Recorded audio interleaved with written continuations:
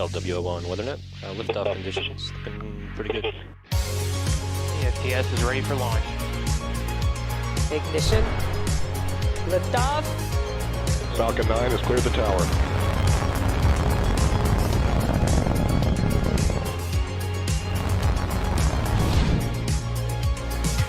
Ten, 9, 8, Side booster ignition. 6, 5, 4, 3, 2, 1.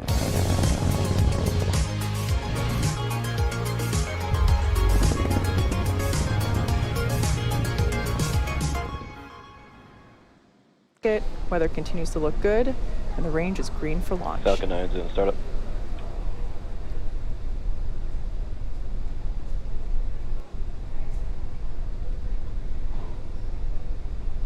Stage 2, press for flight. LDs go for launch.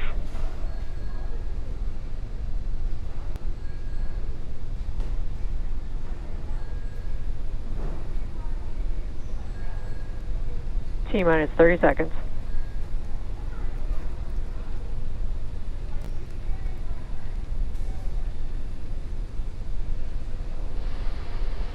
Okay, so we're in the final phases of the countdown. Let's Stage watch as Falcon 9 takes T-minus 15 58 seconds. Starlink satellites and Falcon 3 9 Planet is SkySats flight. into orbit.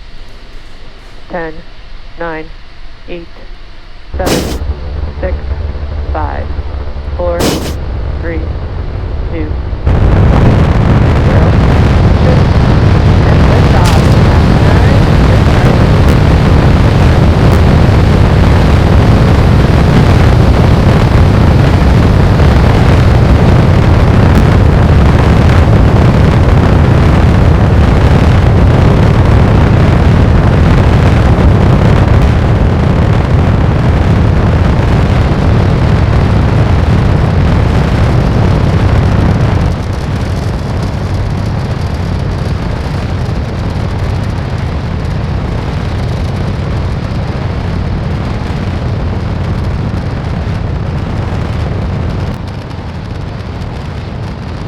Successful liftoff of Falcon 9 Power from telemetry Space nominal. Launch Complex 40 for this 11th Starlink mission.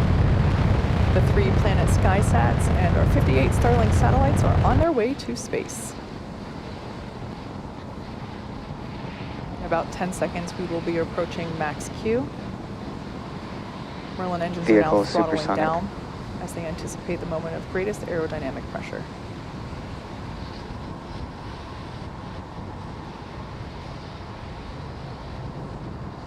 Max Q. All right, we just went through max Q, and the vehicle is now supersonic, and Merlin engines have throttled back up. So coming up in about a minute, we'll have 3 events happening back to back. First will be main engine cutoff, or MECO. This is where all 9 Merlin engines will shut off to slow the vehicle down in preparation for the second event, stage separation. This is where the first stage separates from the second stage, with stage 1 starting to make its way back to Earth for landing, while second stage will kick off the third event in this sequence, SES-1, or Second Engine Start 1. This is where that Merlin vacuum engine will ignite and begin to propel the second stage along with our payloads into orbit. Main engine cutoff coming up in about 20 seconds.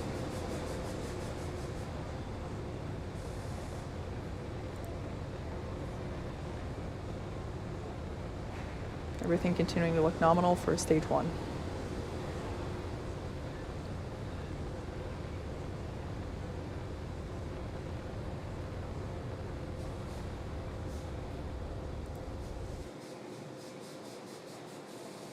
We have MECO. Stage separation confirmed.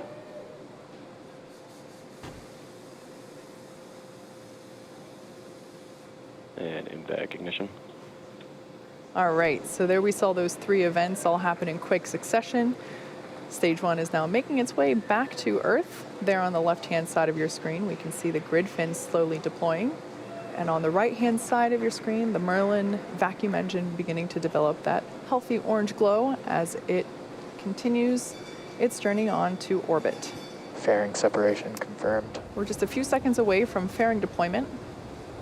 There we go. Visual confirmation of fairing deployment. Once again, as a reminder, we flew those fairings on a previous Starlink mission in January earlier this year. So with that, we have successfully reused this fairing pair. Like I said earlier, we will be attempting to catch those fairing halves with our recovery ships, Ms. Tree and Ms. Chief.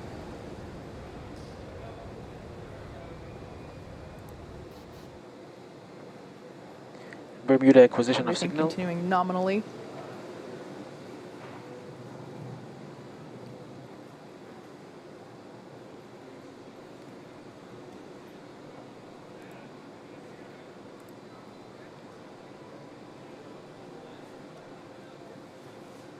While the second stage is continuing to do its job, the first stage is making its way back home to Earth. In the next few minutes, it will be executing 2 burns. The first is the entry burn, where 3 of the Merlin engines at the bottom of the first stage will light up and begin to slow the stage down as it re-enters the upper part of the Earth's atmosphere. The second burn is known as the landing burn. This is a single engine burn that will bring the vehicle speed down rapidly in order to make a soft landing on the drone ship.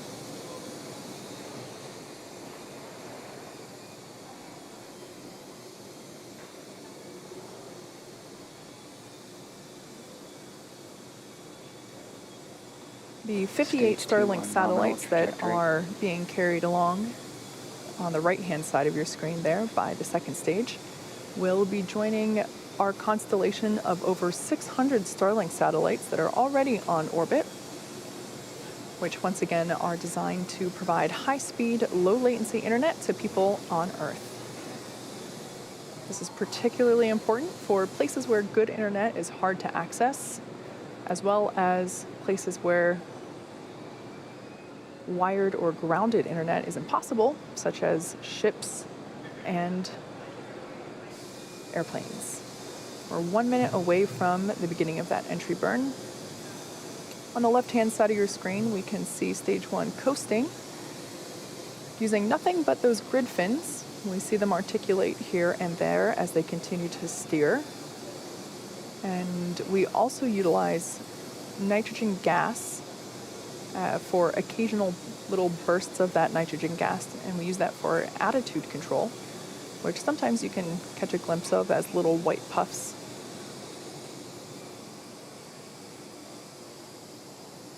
Second stage continuing nominally,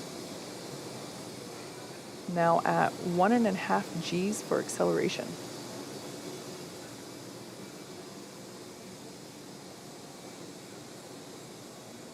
And 10 seconds away now from the beginning of that entry burn. Again, this is the first of 2 burns intended to slow the vehicle's velocity down as it re-enters the Earth's atmosphere. Stage 1 entry burn startup. And there we can see that the entry burn has begun and will last for about 20 seconds. Stage 2 continues on nominal trajectory. Again, this burn utilizes 3 engines at the base of the rocket. And Stage there 1 we entry can burn see the shutdown. entry burn has concluded. Second stage trajectory is still looking nominal.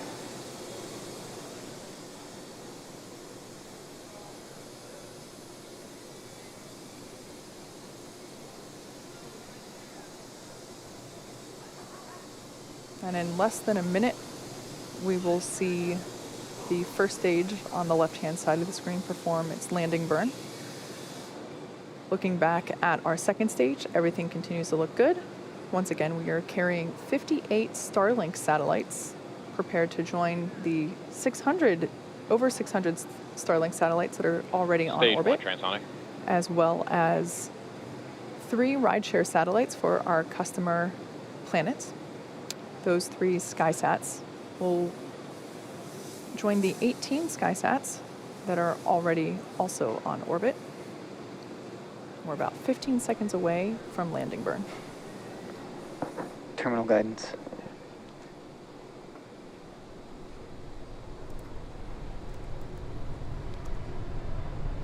Stage 1, landing burn.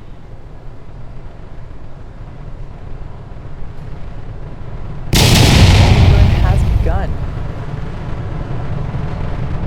You should see the plume from the rocket appear on the screen here. Stage 1, landing leg deployed.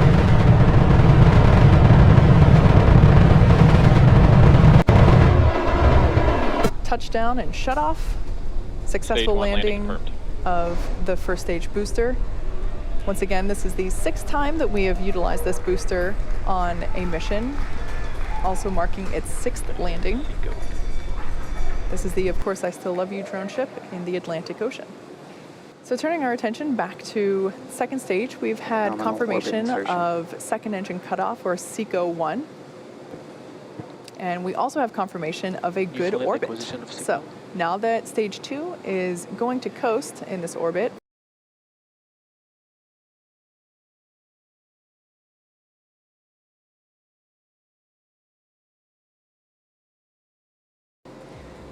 we had an on-time liftoff from Cape Canaveral, and everything is looking nominal for our second stage.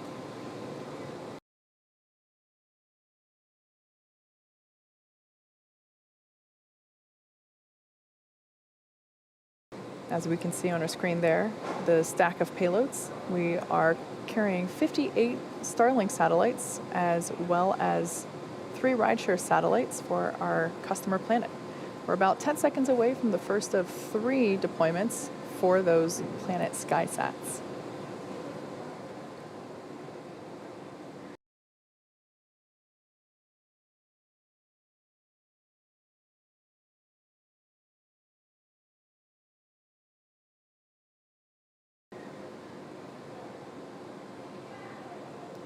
SkySat 21 deploy confirmed. The first of 3 this morning. SkySat 20 deploy confirmed. And awaiting the 3rd and final deployment. And SkySat 19 deploy confirmed. And deployment confirmed for that 3rd and final SkySat for our customer planet.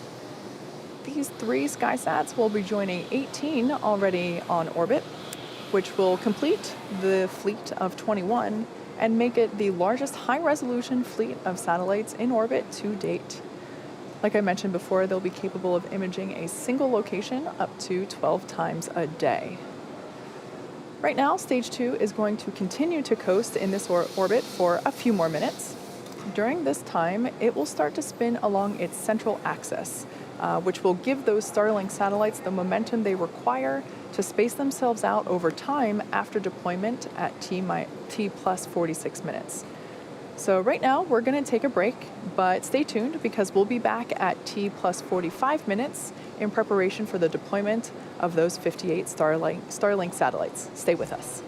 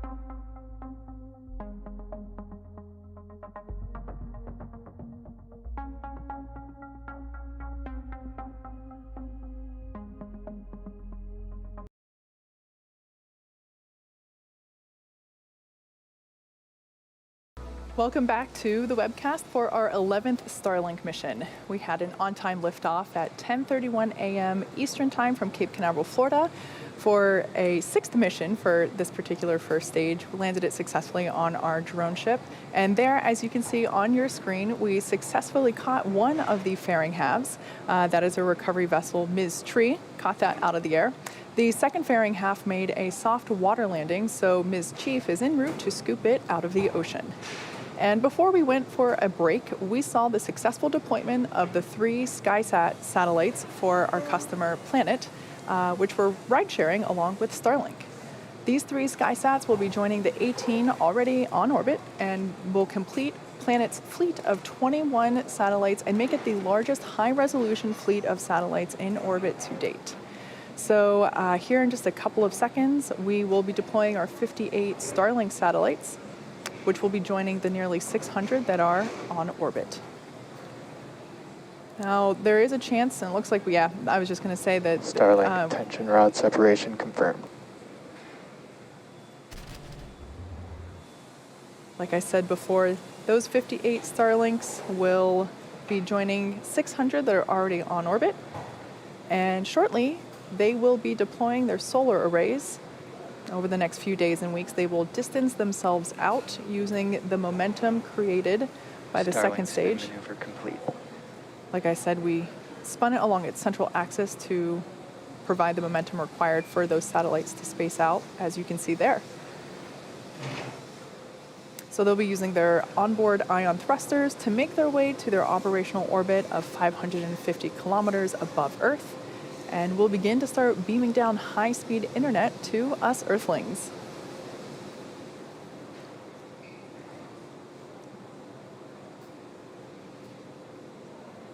And with that wonderful view of those Starlink satellites floating out into space, we will now bring our webcast to a close this morning.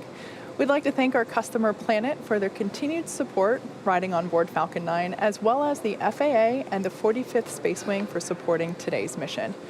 If you're interested in getting future updates about Starlink launches, as well as general updates about future service availability, head over to starlink.com, sign up for updates, and we will see you next launch. Until then, have a good one.